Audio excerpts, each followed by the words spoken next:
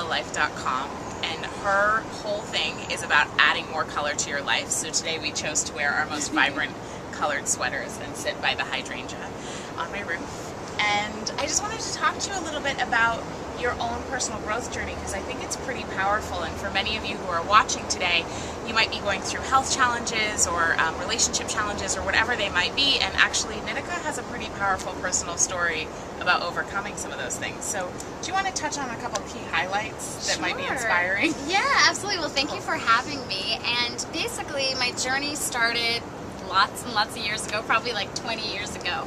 But the main thing was for me, once I started getting older and I realized that there was something that I was meant to do, but I had no idea what that was, I basically asked a lot of questions. And I think that's like the biggest thing with people. You know, if you have that feeling or that inherent knowing that you're meant to do something and you're meant to be happy, and you realize that about your life, I think that's the biggest thing. And you don't always have to know where that happiness is going to come from or how it's going to come together. I had a lot of health challenges growing up. I was diagnosed with psoriasis and arthritis, and I couldn't walk for like 4 years, and I had a lot of challenges going on growing up. And then also I got divorced when I was like 24, 25. I got divorced. Yeah. Just had a few things happen. Lived a couple lifetimes already. I've lived a couple lifetimes. Yeah. And you know, it's fine though, because it's not about like, oh, I've had this horrible traumatic life and whatever. It's about going through whatever we're meant to go through, whether it's, you know, someone out there going through an illness or a divorce or a challenging job situation or anything like that, and finding out what the lesson is in all of that.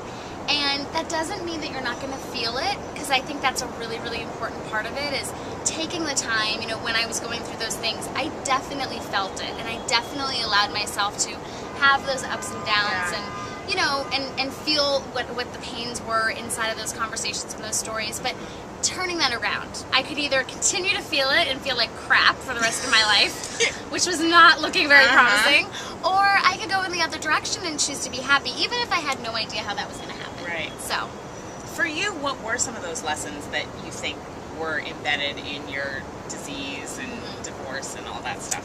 Well, I think for my health, one of the biggest things was I grew up in a very traditional Indian home, and I'm not traditional. I'm nothing even close to being traditional. So I think that was really challenging for me, and I was kind of always starving for attention. I didn't know how to get it, because I wasn't getting attention being good at school, or, you know, being a Beethoven at piano like my brother, or, you know, things like that. And I think I kind of created a lot of drama around myself without realizing it. I was 10 when I got sick, so I'm not saying that, you know, people out there, if you're dealing with a condition, that you're sitting there wishing that upon yourself. No. I never wished it upon myself. I think that's really important when you talk about manifestation. People think that, you know, go into blame and self-blame, and that just makes it worse. Absolutely. It makes it horrible. Yeah. It's kind of defeating the purpose. It's not about, you know, me being 10 years old and sitting there being like, yes, give me crazy illnesses that I didn't even know how to pronounce at that age. Right. No. It just means that, you know, I was spiritually, without realizing it, I was looking for a way to kind of get my family's attention. And I think that's something I had to learn was, you know, who am I without that drama? Who am I without that conversation? I had to learn that big time. So that was a huge lesson for me. That's a huge lesson for all of us, is how can we kind of drop the story? Yeah. Yeah, and it's pretty, I mean, that's pretty profound. So compared to when you were getting divorced and when you couldn't walk and when you were sort of incapacitated from psoriasis, what does your life look like now? My life is beautiful. I feel kind of bad saying that, because it's not like in any superficial way. It's not like, you know, I'm high rolling it in a Maybach in Hollywood or something. It's but you like, are living in downtown Manhattan, which is Yes. so many people's dream. Yes. You're running your own business. It's exciting. Well, that's what I mean, is that it's not about anything superficial. It's about, you know, some people might not want to live in the West Village. That's my dream. Yeah. You know, and it's my dream to have a website, to have, you know, outlets on television or outlets, you know, in the media where I can share my story and I can help people through my story. And that's really, you know, that's a huge part of my life. I love it. I get to meet awesome people like this woman over here. She's so great. And it's amazing how we can, you know, use the things and the lessons that we've been taught and take those to kind of fuel this beautiful journey that we're on. So amazing. I love that. Your website, yourbellalife.com, is about adding more color to your life and to your world. Yes. So what does that mean to you? What does color mean to you? Well, the whole reason why I chose the words color, first of all, I'm an Indian woman. Everything is colorful about everything that we do. Yeah. So that's a huge part of my culture. Yeah. But aside from that, I was kind of trying to think of a way to capture like all of the things that I wanted to talk about without overwhelming people. I didn't want to have like 30 things on my homepage where you're like, okay, I don't know what to look at. And I think the main thing is that color is something that people all around the world can relate to and can kind of express or appreciate in their own way. And so that's really what it's about. It's about taking everyday actions to do things to add color to your world. So what that could be is, you know, I'm wearing a ring today that I love. Like, it just makes me happy. So you could put on a piece of jewelry in the morning, or for guys out there, you could put on a great shirt that you absolutely love, you feel great in. That's adding color to your world. It's that simple, and I love that it's simple. Because my whole thing is happiness doesn't have to be so darn difficult. And people make it really significant. Me too, yeah. I think oftentimes we take ourselves a little too seriously, especially in the personal development and spiritual world. Yes. And that's one of the things I love about Nitika and some of our other friends in the area who are leading the charge as young women entrepreneurs in the spiritual personal growth world, is that it's adding more fun and adding more color. So I love that. Yeah, it doesn't have to be such a serious conversation. Like, as much as I've learned about meditation and, you know, doing certain physical activities that are really powerful, those are great, but I'm a human being. I don't feel like saying Om for 5 hours in the morning every day. Like, I just don't. Sometimes I want to sing. Sometimes I want to, you know, watch something like a really great lecture on television, and that'll get me in the zone, or whatever it is. But it's about figuring out what that is for you. Yeah. You know, if you're a painter, great. Go paint yourself something. Paint something for someone else. You know, whatever it is. Like, just embrace your qualities. And that's really important. I love that. Yeah. Great. What have been some important things that you've learned starting your own business, especially online? Oh my gosh. Because many of the viewers are women business owners who are building a business primarily online. So what suggestions might you have for them? Or what foibles have you made that maybe they could learn from? And I'm still making every day. No, there's so like a am new I. thing. Yeah, it's like, oh, sorry, I didn't realize I wasn't supposed to do that.